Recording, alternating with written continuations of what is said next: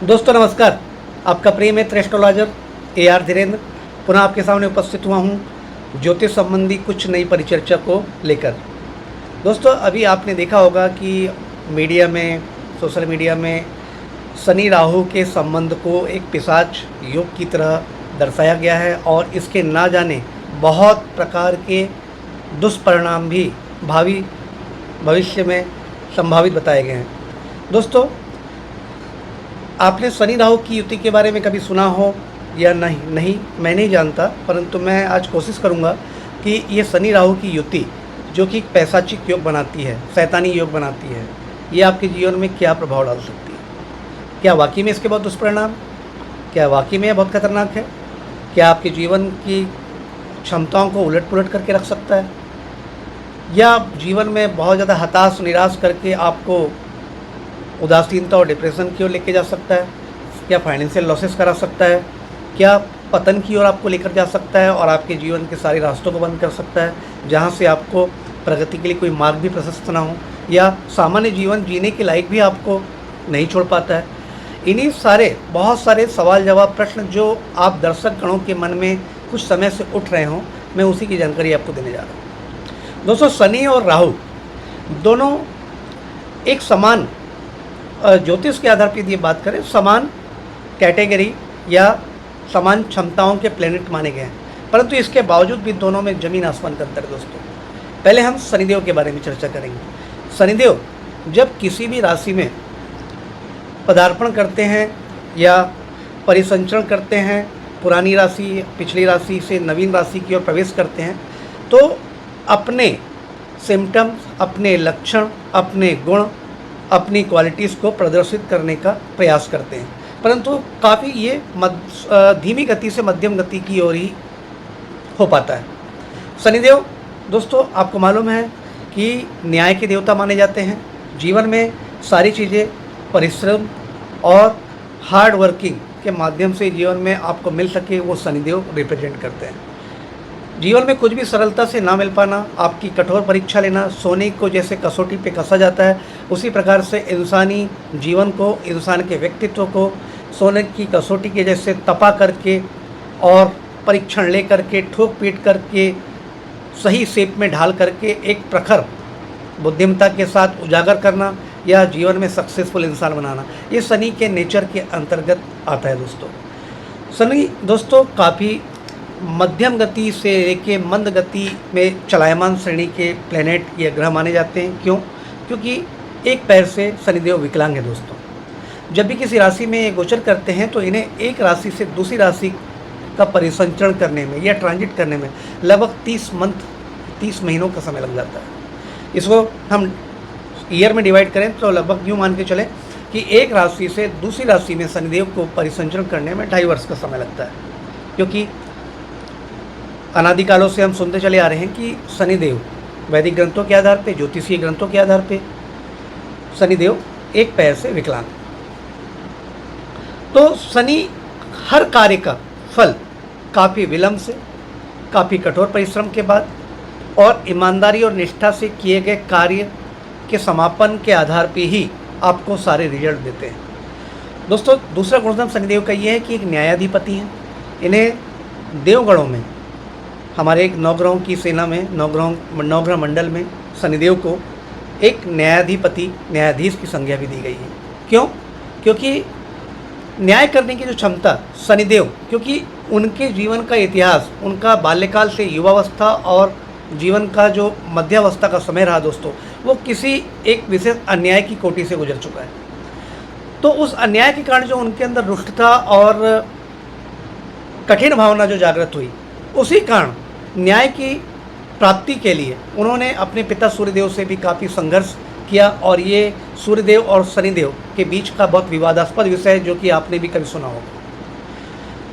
तो अपने पिता से अपने आप को पुत्र कहलाने के लिए, जो न्याय की श्रेणी के लिए शनिदेव ने संघर्ष किया, और वो संघर्ष वाजिब था। दोस्तों यदि कोई पिता अपने पुत्र को केवल इसी बात के लिए कि रंग भेद नीति, कि एक शायद तेजस्वी रंग रूप गौरवर्णी हो और दूसरे स्वयं श्यामवर्णी हो, इसी रंग भेद की नीति के कारण यदि कोई पिता अपने पुत्र को अस्वीकार कर दे तो दोस्तों ये वाजिब तो नहीं है।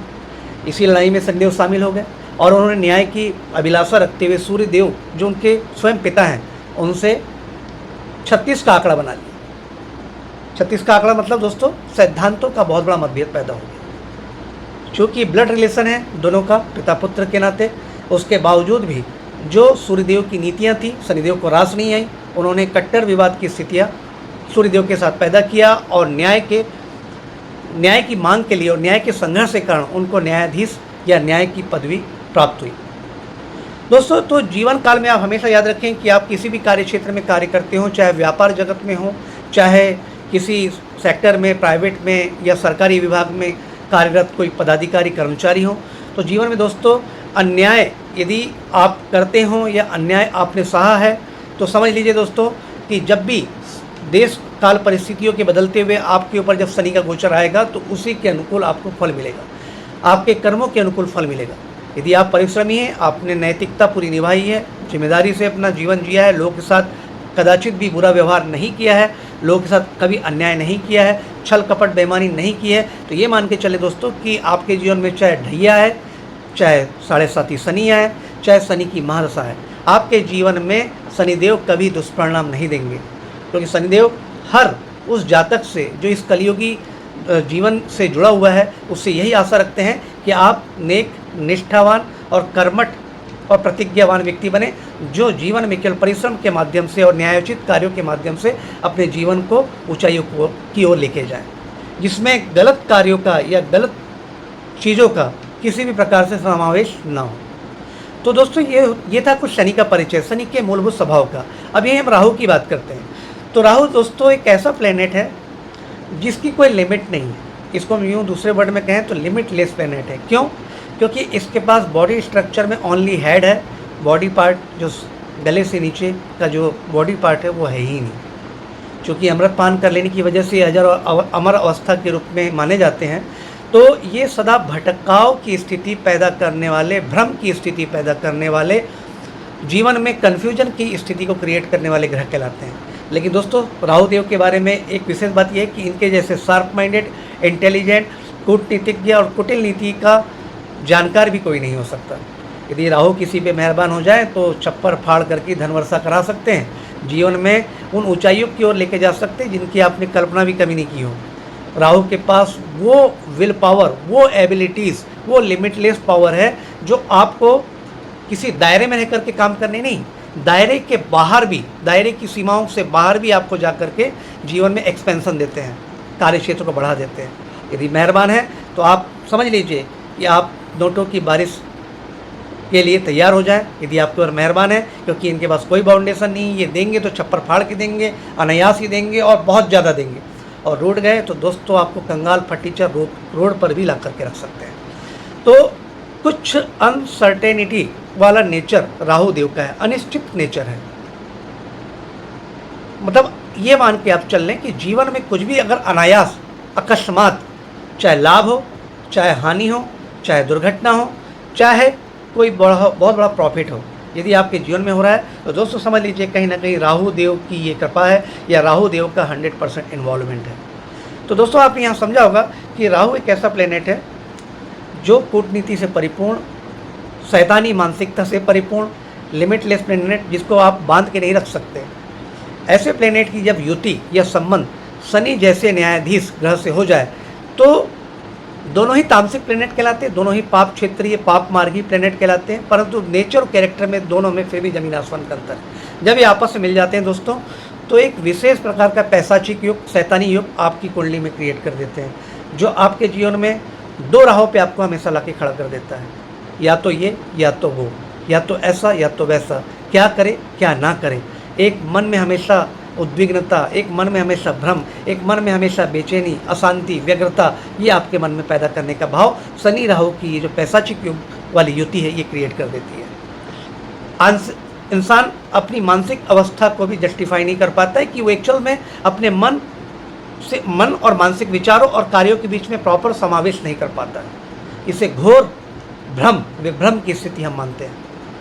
तो ऐसी स्थितियों में दोस्तों कई बार हमने देखा है जातकों के दिमाग में या मन में या तन में अशांति, व्यग्रता के कारण, इसकी पराकाष्ठा के कारण नेगेटिव थॉट्स आने लग जाती हैं, व्यक्ति निराशावादी हो जाता है, निराशा की समुंदर में डूबने लग जाता है। और कई बार ऐसे विचार भी आते हैं कि व्यक्ति के पास जब कोई रास्ते नज़र नहीं आते, दो ग्रहों के प्रभाव के बीच में जब एक सामान्य सकारात्मक व्यक्ति आ जाता है तो वो भी परेशान हो जाता है, आत्महत्या करते तक ऐसे लोग को देखा गया है दोस्तों।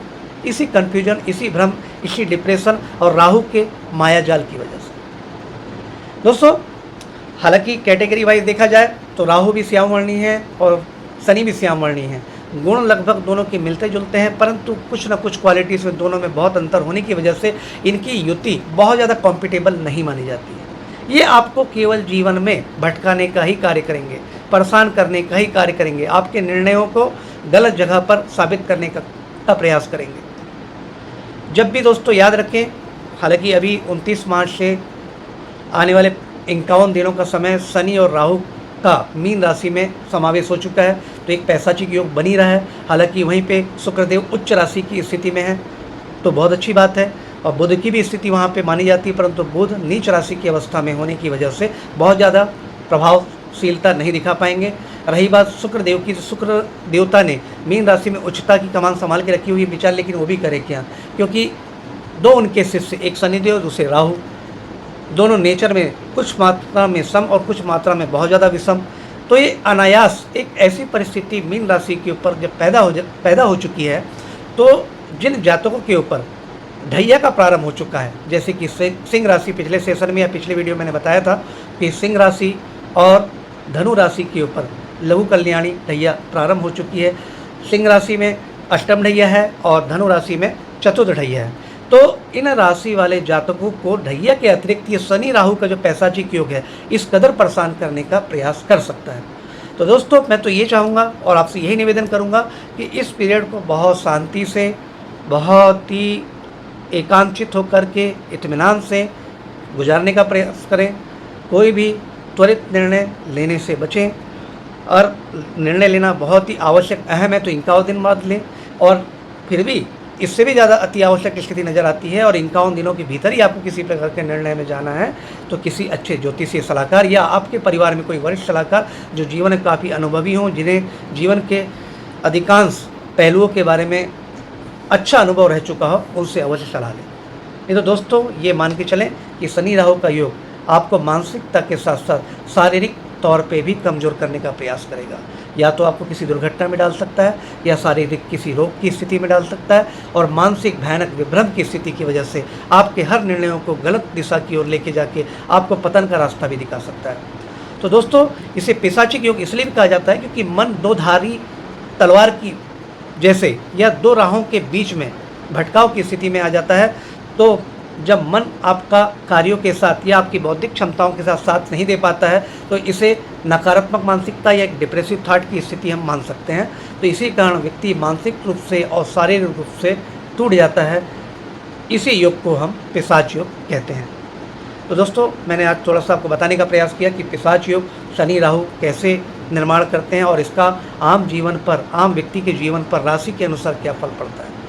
खास तौर पे यदि आपके ऊपर वैसी अड़ैया लगी हुई हो, शनि की ढैया लगी हुई हो, शनि की 7.5 लगी हुई हो, ऊपर से एक करेला दूसरा नीम चढ़ा शनि राहु की युति हो जाए तो ये तो आपको अति रूप से परेशान करने के लिए जो मतलब रिस्पॉन्सिबल हो जाते हैं। तो बस आप अपने विवेक का इस्तेमाल करें, और विवेक के बाद भी आपके निर्णय गलत होने की संभावना आपको नज़र आती है, कुछ कन्फ्यूजन बना रहता है, तो सलाह लेकर के भी किसी मुद्दे पर, किसी विषय पर आगे बढ़ें।